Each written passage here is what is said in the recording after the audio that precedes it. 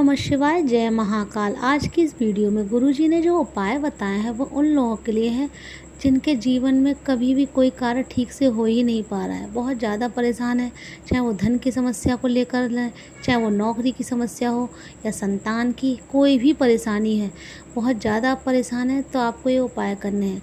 इस उपाय में आपको क्या करना है कि आपको लेना है 1 लोटा जल। ध्यान रखिए, आपको 1 लोटा जल लेना है और जल जो आप लें वो अपने किचन से भरें। 1 लोटा जल लेने के बाद आपको लेने हैं 11 चावल के दाने। 11 चावल के दाने लेने हैं। वो जो चावल के दाने वो बिल्कुल भी टूटे फूटे ना हो, साबुत आप 11 चावल ले लीजिए और 1 बेलपत्र और लेकर जाना है शिव मंदिर।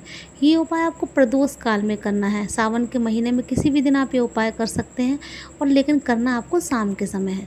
अब ये सामग्री 1 लोटा जल, 11 चावल के दाने और 1 बेलपत्र लेकर आप शिव मंदिर जाइए। वहाँ जाकर आपको उत्तर दिशा की तरफ मुख कर कर बैठना है और आपको क्या करना है कि आप जो वो बेलपत्र लेकर गए हैं वो अपने हाथ पर रखनी है, और वो जो 1 लोटा जल है उसमें 11 चावल के दाने एक एक कर डालने हैं, श्री शिवाय नमस्तुभ्यम का जाप करते हुए। और फिर वो जो चावल वाला जल है जिसमें आपने चावल के दाने डाल रखे हैं उस लोटे में, अब आपने अपने हाथ में जो बेलपत्री रखी है, बेलपत्र की डंडी है वो आपकी कलाई की तरफ हो और जो पत्तियां हैं वो अपनी उंगली की तरफ हो। इस तरीके से आपको बेलपत्र रखनी है अपने हाथ पर। फिर वो जो लोटा है वो आपको अपने उसी हाथ पर रख लेना है। फिर आपको क्या करना है, फिर आपको चढ़ाना है जल। बेलपत्री के ऊपर जो लोटा रखा है वैसे ही आपको श्री शिवाय नमस्तुभ्यम का जाप करते हुए जल आपको शिवलिंग पर समर्पित कर देना है। उसके बाद वो जो बेलपत्री है वो अपनी मनोकामना बोलते हुए माता अशोक सुंदरी वाले स्थान पर आपको रख देनी है।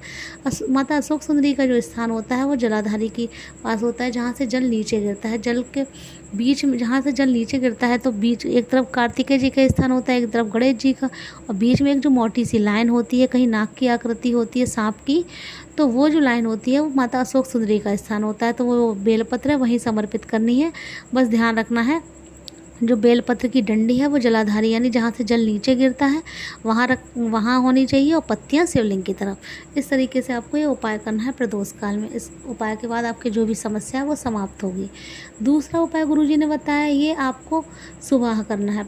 ये आपको सुबह से लेकर शाम तक किसी भी समय कर सकते हैं। जो पहला अभी जो उपाय बताया वो केवल आप प्रदोष काल में करें, और ये दूसरा जो उपाय है वो आप सुबह से लेकर शाम तक किसी भी समय कर सकते हैं।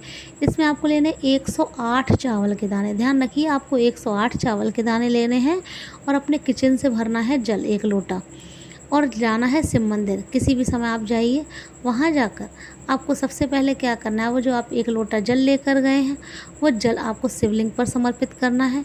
और जो आप चावल लेकर गए हैं 108 चावल साबुत चावल होने चाहिए, उन चावलों को ध्यान रखें कि आप पीला चंदन जो होता है उसे घिस लीजिए और उनमें पीले रंग के कर लीजिए उन चावलों को। चाहे तो आप मंदिर में जाकर कर लीजिए, चाहे आप घर से करके ले जाइए, पीले रंग के चावल कर लीजिए। उसके बाद वो एक एक चावल का दाना आपको उठाना है और शिवलिंग पर समर्पित करना है 108 बार। लेकिन अगर शिवलिंग वहाँ मंदिर में भीड़ है, जगह नहीं है, हिसाब नहीं बनना आपका कि किस तरीके से आप 108, क्योंकि टाइम लगेगा आपको 108 चावल के दाने शिवलिंग पर समर्पित करने में, तो आप थोड़ा सा दूरी पर वहीं शिवलिंग के पास बैठ जाइए और एक कटोरी ले जाइए। वहाँ आपको एक एक करके एक कटोरी में चावल के दाने रखने हैं, श्री शिवाय नमस्तुभ्यम का जाप करते हुए। जब एक एक करके आप 108 बार चावल के दाने एक कटोरी में इकट्ठे कर लीजिए, फिर वो जब 108 जब चावल के दाने दूसरी कटोरी में जब इकट्ठे हो जाए तो वो कटोरी के जो चावल के दाने हैं वो आपको चावल समर्पित कर देने हैं शिवलिंग पर। फिर एक साथ कर दीजिए, लेकिन आपको रखने एक एक करके ही कटोरी में। उसके बाद आप शिवलिंग के ऊपर इकट्ठे बाद में रख दीजिए। तो ये उपाय कीजिए। पहला उपाय आपको प्रदोष काल में करना है और दूसरा उपाय किसी भी समय करना है। ये उपाय आप सावन के महीने में किसी भी दिन कीजिए, देखिएगा आपको जो भी आपकी समस्या वो समाप्त होगी और बाबा आपको प्रसन्न होकर जो भी आपकी मनोकामना है वो अवश्य पूरी करेंगे। यदि वीडियो अच्छी लगी तो प्लीज़ वीडियो को लाइक कीजिए और चैनल को सब्सक्राइब भी अवश्य करें।